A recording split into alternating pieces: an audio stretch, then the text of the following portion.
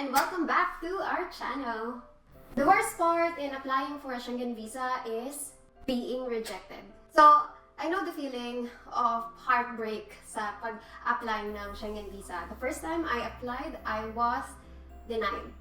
And it sucks kasi yung effort, yung time, and lahat ng requirements, and even the money that you used to buy tickets are all gone.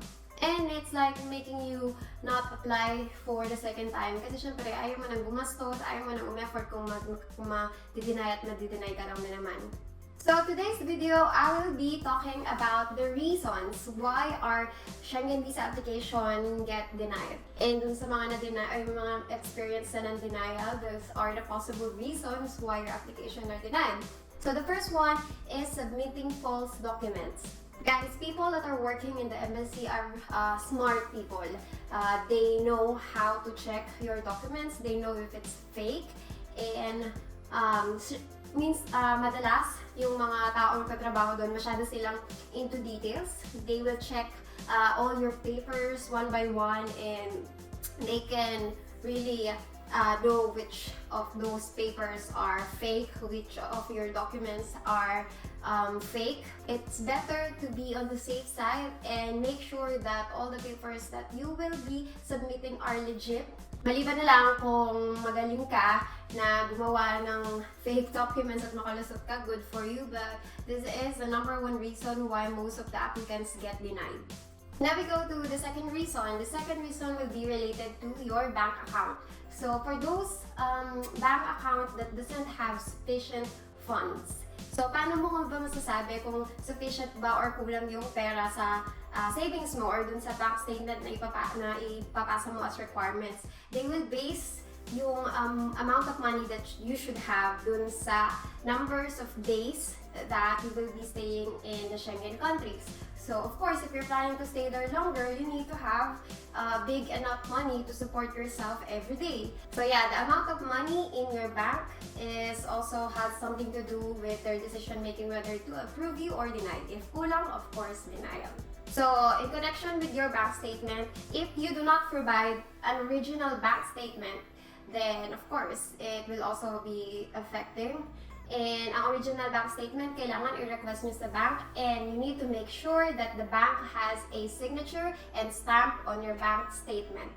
Third reason would be regarding your occupation. So medyo magkoconnect siya sa bank account nyo. If you have a job na sa tingin siguro ng embassy will not match your bank statement, let's say you're a maid, or let's say you're a janitor, and then the amount of money that you have in your bank statement are, let's say, 2 million, mga ganon.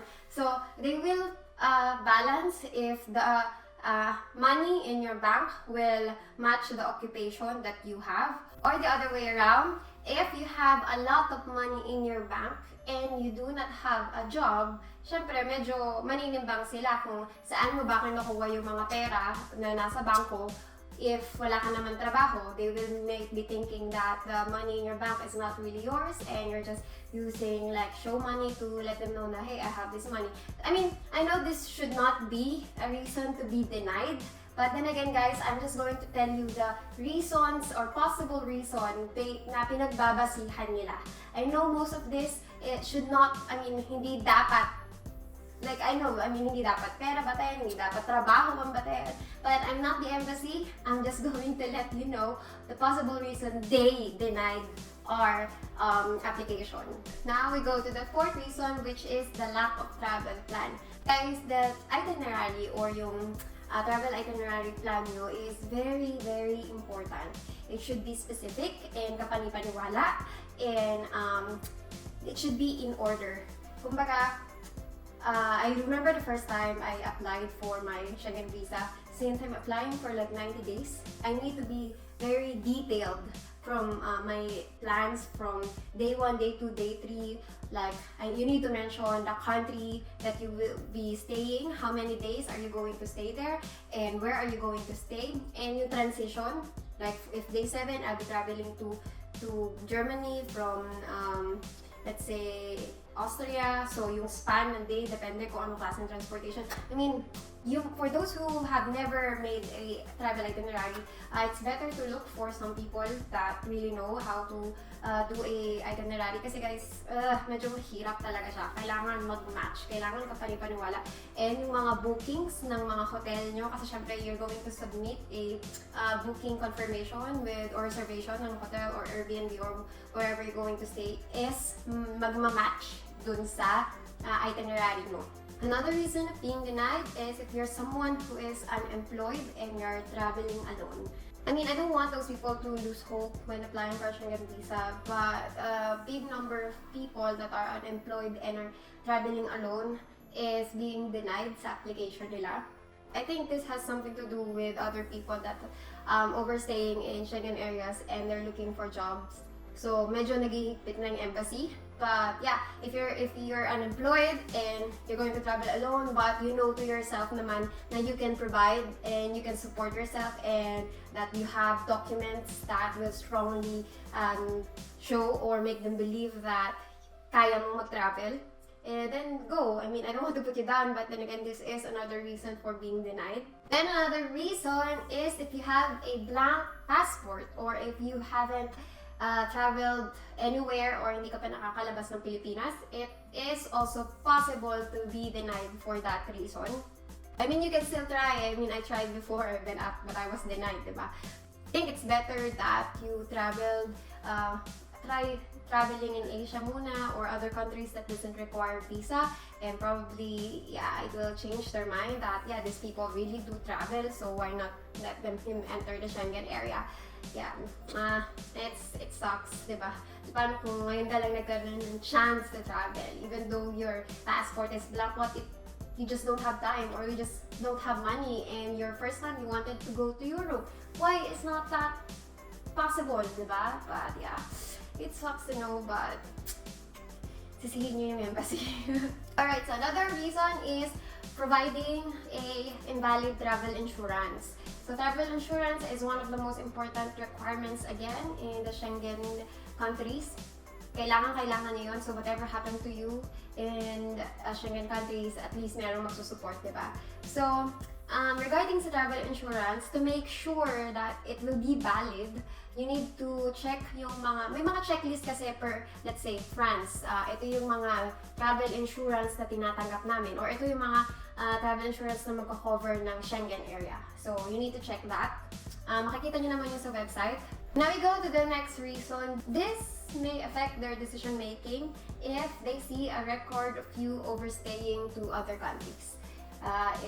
Let's say dun sa mga countries that have visa, Japan, Korea, US, Canada, those countries or any countries na mayroong visa, like I said, they can see if you overstayed. So that might affect their decision making. And syempre, medyo mangamba na sila or mag-iisip na baka mag-overstay din kayo sa Europe or baka hindi na kayo bumalik ng Pilipinas. So they can deny you.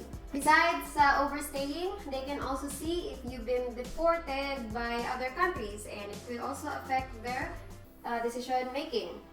And then, I think regarding the cover letter, if your cover letter is not good enough or hindi niya mako-cover yung buong reason mo or yung intention mo to stay in Europe. Kasi yung cover letter, it will be coming from you and you're going to mention there why you wanted to go to Europe, what are your plans to go to Europe, or basta anything that will make them believe that you just wanted to go there for vacation. Again guys, some of the embassy doesn't need or doesn't require an interview, and the cover letter will be the one speaking for you. So, better to be clear, be specific, and be really good in writing your cover letter, because cover letter pa lang, first page pa lang, pag hindi na nila nagustuhan, there are possible that they will not look in your other documents and doon na lang sila magbe-base. So, first page pa lang, bonggahan nyo na. Now, with the obvious reason of being denied is if you have a criminal record or if you're a threat to that country, which is, I know naman, hindi naman kayo ganun, diba? So yeah, those who have criminal record, medyo bibihira yung mga nakakalusot. And lastly, I am not sure with this. Again, I'm not sure with everything, but ito yung talagang mga possible reason based na rin sa experience ko and based sa mga experience ng mga taong nagtanong sa akin na tinulungan ko din, and they tell me their stories. And based from my research, these are the possible reason. So yeah, lastly would be if you have a damaged passport or you have what you call it, kulang na lang yung pages ng passport nyo or an expired passport. So make sure that your passport is not yet expired, and make sure meron pa kayong ilang months bago ma-expire yung visa nyo, yung passport nyo. So if alam nyo na malapit na siyang ma-expire, before your application, it's better to renew your passport first. And pagdating naman dun sa damaged passport, of course, be mindful, i-check mo muna yung passport nyo, and if may damage na, better if kumuha kayo ng bagong passport. Kasi, guys, even if makalusot kayo sa Pilipinas, like the embassy approved, like it's fine if it's have that little damage, okay lang. Immigration in Pilipinas, okay lang. There are some countries that will be like checking your passport if meron sila makitang torn pages or yung mga stamp before are like faded kasi let's say nabasa. It might lead to some questioning. Alam niyo na yun, yung mga ganong sitwasyon, we don't want that to happen. So yeah, be very careful with your passport. So yeah. And that's it! Medyo madami ang mga reason na I mentioned. But then again, there might be more reasons why they are denying your application. But then again, it will be up to the embassy. It will be up to the people that are working in the embassy whether to approve you or not. The reasons that I mentioned is just a guideline para ma-check nyo or yung mga bagay na mas maganda is maiwasan nyo so that there will be less error. And if ever man na na-denied kayo, just be mindful on alamin nyo yung reason bakit nila kayo deny. And then when you apply for the second time, make sure that you will not do the same mistake. Correct that so that there are bigger chance to be approved. And just don't be afraid on trying again. If your dream is to go to Europe, then do that. Don't let those people stop you from achieving your dreams, diba? Hindi lang embassy yung makakapag-stop ng mga pangarap nyo. But then again, there are rules that we need to follow, so we just need to do our best. So, I do hope that you find this video helpful, and if you do like it, please do give it a thumbs up.